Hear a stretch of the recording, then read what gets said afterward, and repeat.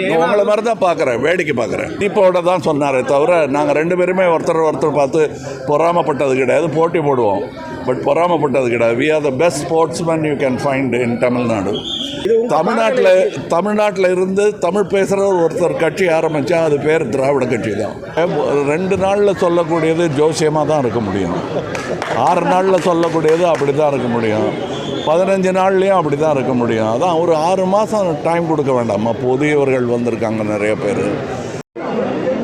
மதுரைக்கு செய்யோன் தொடக்க விழாவுக்காக வந்திருக்கேன் நான். எப்போ மதுரைக்கு வந்தாலும் இந்த அன்பு சூழ்ந்துக்கிட்டே இருக்கு. சந்தோஷம். பார்த்து சார் கேட்குதில்ல உங்களுக்கு? சரி, மதுரையில் செய்யோன் தொடக்க விழாவுக்காக வந்திருக்கேன். அது நல்லபடியாக நடக்கணும், நடத்தி கொடுக்கணும் நீங்கள்.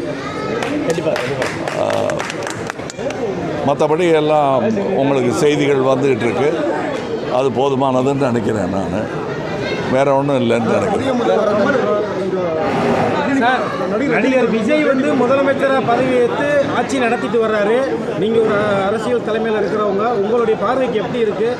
அவருடைய ஆட்சி நடப்புகள் எப்படி இருக்குது? நேரடியாக சந்திச்சிருக்கீங்க? இல்லைங்க, 2 நாளில் சொல்லக்கூடியது ஜோசியமாக தான் இருக்க முடியும். 6 நாளில் சொல்லக்கூடியது அப்படி தான் இருக்க முடியும். 15 நாள்லேயும் அப்படி தான் இருக்க முடியும். அதான் ஒரு 6 மாதம் டைம் கொடுக்க வேண்டாமா? புதியவர்கள் வந்திருக்காங்க நிறைய பேர். அதனால் புதியவர்கள்ங்கிறது புதுசு கிடையாது அரசியலுக்கு. சுதந்திரம் இந்தியா கிடைச்ச போது எல்லாருமே புதிய மினிஸ்டர்ஸ் தான்.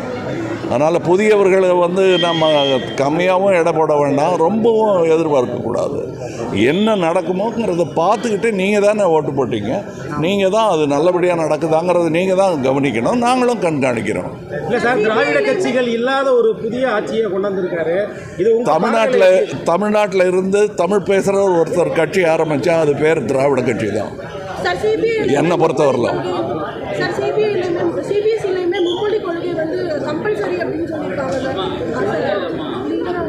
அதாவது கம்பல் பண்ண முடியுமா? தமிழ்நாட்டை பண்ணி பார்த்துருக்கோம் இல்லையா?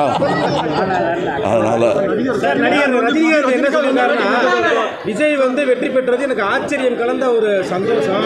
ஒருவேளை கமலஹாசன் முதல்வராக வந்திருந்தாருன்னா கூட நான் பொறாமப்பட்டிருப்பேன் ஒரு மாதிரி ஒரு சிரிப்பலையோட சொல்லியிருக்காரு. சிரிப்போட தான் சொன்னாரே தவிர நாங்கள் 2 பேருமே ஒருத்தர் பார்த்து பொறாமப்பட்டது கிடையாது. போட்டி போடுவோம், பட் பொறாமப்பட்டது கிடையாது. We are the best sportsman you can find in Tamil Nadu. அது நாங்கள் சினிமா துறையில் இருக்கோம். நாங்கள் கிரிக்கெட் விளையாடி இருந்தாலும் இப்படி தான் இருந்திருப்போம். சார், இப்போ சினிமா சம்பந்தமாக நீங்கள் முதல்வர்கிட்ட நிறைய கோரிக்கைகள் வச்சுருக்கீங்க. அதில் ஒரு முக்கியமானது என்ன? இல்லையே, அதை தான் இருக்கேன். நீங்கள் படித்து கூட பார்க்க மாட்டேன். அது முதல்வர்கிட்ட இல்லை, முதல்வர்கிட்ட இருக்க பத்திரிகையில் உங்கள் நண்பர்களே அதை போட்டிருக்காங்க. திரும்ப அதையே பேசிகிட்டு இருக்க வேண்டாம். அதில் நல்லது எதுன்னு உங்களுக்கு தோணுதோ அதை சிறப்பாக கோடிட்டு காட்ட வேண்டியது உங்கள் கடமை. முதல்வர் பதவியேற்றதுக்கு அப்புறம் அரசியல் கட்சி தலைவர்களை நேரடியாக அவங்க இல்லத்துக்கு போய் நேரடியாக சந்திச்சாரு.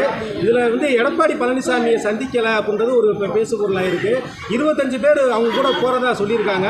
இதில் கொரோனா பிரச்சனைகள் இருக்குது, யார் தலைமைன்றது எங்களுக்கு தெரியலன்ற மாதிரி. நீங்கள் எப்படி பார்க்குறீங்க அந்த அணுகுமுறையை? உங்களை மாதிரி தான் பார்க்குறேன், வேடிக்கை பார்க்குறேன். நன்றி, வணக்கம்.